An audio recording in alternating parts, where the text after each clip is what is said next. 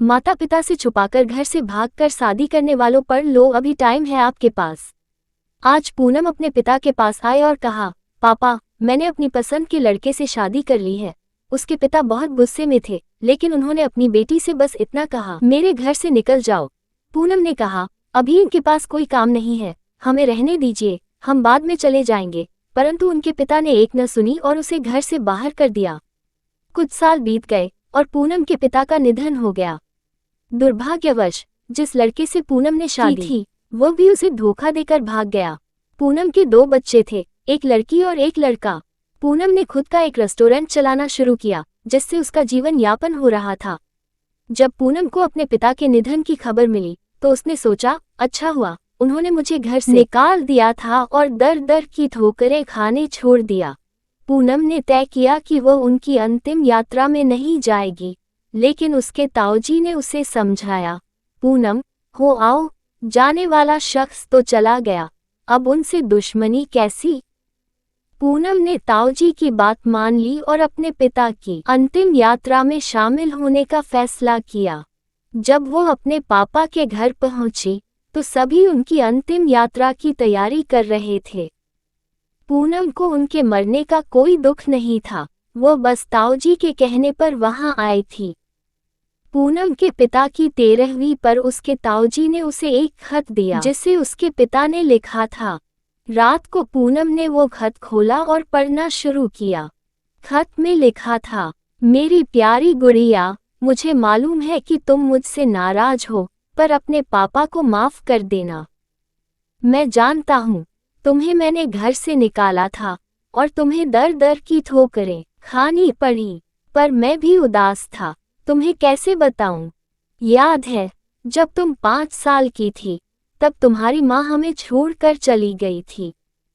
तुम कितना रोती थी, डरती थी, मेरे बिना सोती नहीं थी, रातों को उठकर रोती थी, तब मैं भी सारी रात तुम्हारे साथ जागता था।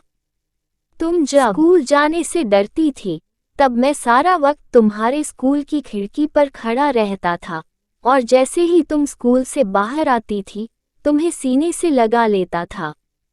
वो कच्चा पक्का खाना याद है जो तुम्हें पसंद नहीं आता था, मैं उसे फेंक कर फिर से तुम्हारे लिए नया बनाता था, ताकि तुम भूखी न रहो। याद है जब तुम्हें बुखार आया था तो मैं सारा दिन तुम्हारे पास बैठा रहता था, अंदर ही अंदर रोता था, पर तुम्हें हंसाता था ताकि तुम न रो। याद है जब तुम हाई स्कूल की परीक्षा के लिए रात भर पढ़ती थी तो मैं सारी रात तुम्हें चाय बनाकर देता था। जब तुम पहली बार कॉलेज गई थी और तुम्हें लड़कों ने छेड़ा था तो मैं तुम्हारे साथ कॉलेज गया और उन बदमाश लड़कों से भिड़ गया। उम्र हो गई थी और मैं कमजोर भी, लेकिन हर लड़की की नज़र में पापा हीरो होते हैं, इसलिए अपना दर्द सह गया। याद है तुम्हारी पहली जीन्स, वो छोटे कपड़े, वो गाड़ी, पूरी कॉलोनी तुम्हारे खिलाफ थी, लेकिन मैं तुम्हारे साथ खड़ा था। किसी को तुम्हारी खुशी में बाधा बनने नहीं दिया।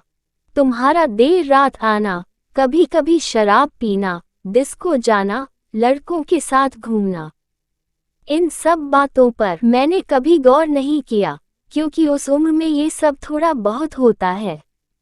लेकिन एक दिन तुम एक लड़के से शादी कराई, वह भी उस लड़के से जिसके बारे में तुम्हें कुछ भी पता नहीं था। मैंने उस लड़के के बारे में सब पता किया, उसने न जाने कितनी लड़कियों को धोखा दिया था, पर तुम प्रेम में अंधी थी।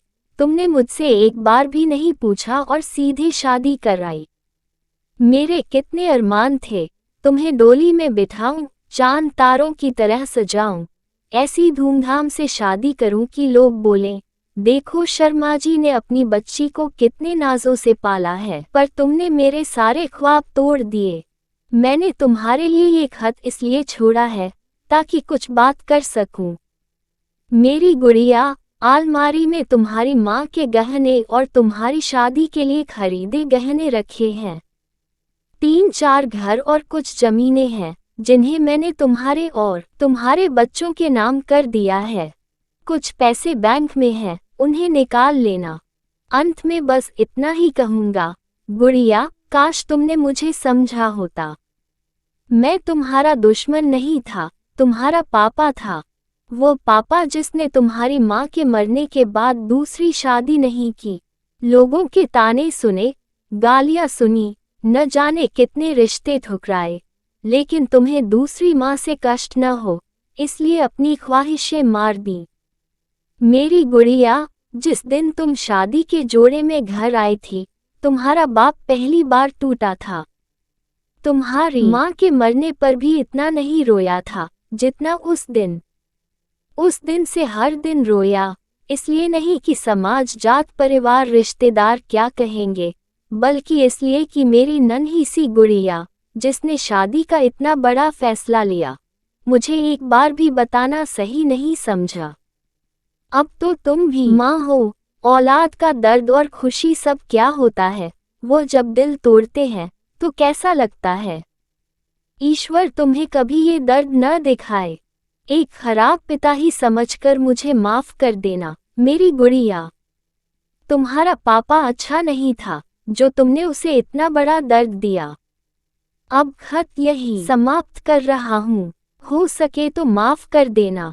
पूनम ने खत के साथ लगी ड्राइंग देखी जो उसने बचपन में बनाई थी और उसमें लिखा था, आई लव यू मेरे पापा, मेरे हीरो, मैं आपकी हर बात मानूंगी। पूनम रो रही थी, तभी उसके ताऊजी आए और उन्होंने कहा, पूनम, वो जो तुम्हें रेस्टोरेंट खोलने और घर खरीदने के पैसे मैंने नहीं दिए थे, वो तुम्हारे पिताजी ने मुझसे दिलवाए थे। औलाद चाहे कितनी भी बुरी हो, माँ बाप कभी बुरे नहीं होते।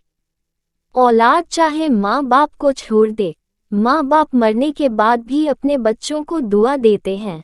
पूनम के पापा को सुकून मिलेगा या नहीं मुझे नहीं पता, पर उस खत को पढ़ने के बाद शायद सारी जिंदगी पूनम को सुकून नहीं मिलेगा।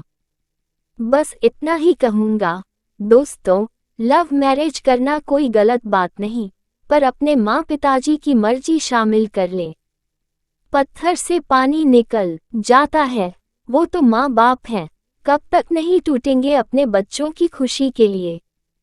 हर बाप की एक इच्छा होती है अपनी बेटी को अपने हाथों से डोली में विदा करने की। हो सके तो उसे एक सपना मत रहने दीजिए।